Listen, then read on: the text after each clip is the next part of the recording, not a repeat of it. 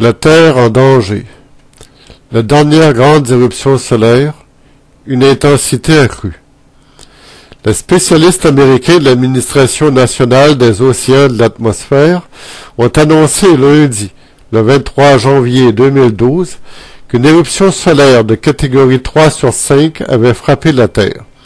Il s'agit de la plus forte éruption solaire depuis 2005. Les autorités américaines ont annoncé lundi que la planète est bombardée par des particules magnétiques qui pourraient perturber les communications par satellite. Elle est déclenchée dimanche près du centre du Soleil et devrait projeter des particules de protons jusqu'à mercredi, a averti l'Administration nationale des océans et de l'atmosphère, NOAA. En conséquence, la compagnie Delta Airlines a changé l'itinéraire d'une poignée de vols transpolaires entre l'Asie et les États-Unis, a annoncé mardi un porte-parole de la compagnie. Perturbations dans les systèmes informatiques sur les satellites.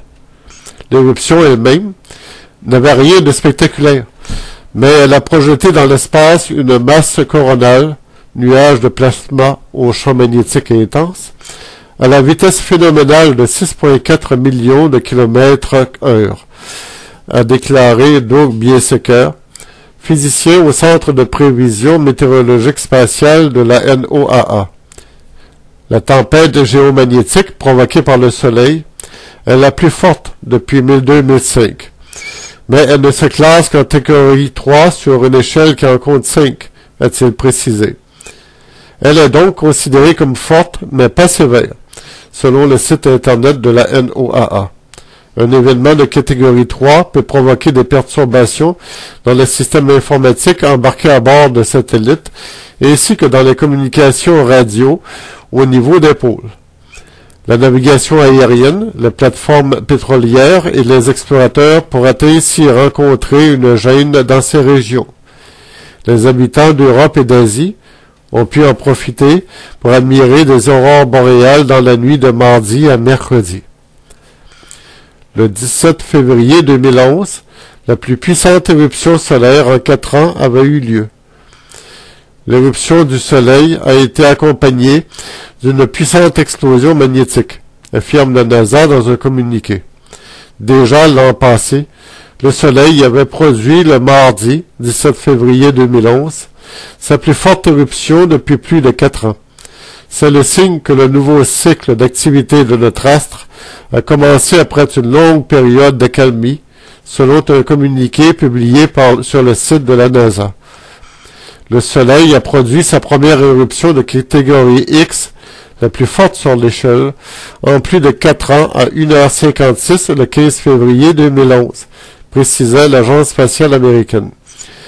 Le Solar Dynamics Observatory de la NASA avait enregistré un flash de radiation ultraviolette de très forte intensité dans la région très active de l'hémisphère sud du Soleil, correspondant à la tâche numéro 1158. L'hémisphère sud était jusqu'alors beaucoup moins actif que le nord. Cette éruption a été précédée au cours des jours précédents de plusieurs autres de moindre importance, à savoir de catégories dites M et C.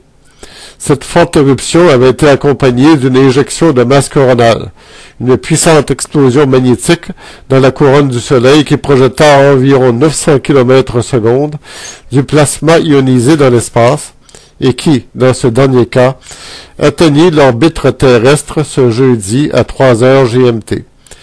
Les éruptions solaires de cette puissance peuvent provoquer de graves perturbations de télécommunications au sol et dans l'espace, ainsi que des systèmes de distribution électrique, prévient la NASA. Le service météorologique chinois a ainsi indiqué que les communications radio par ondes courtes avaient été perturbées dans le sud du pays, selon l'agence officielle Xinhua.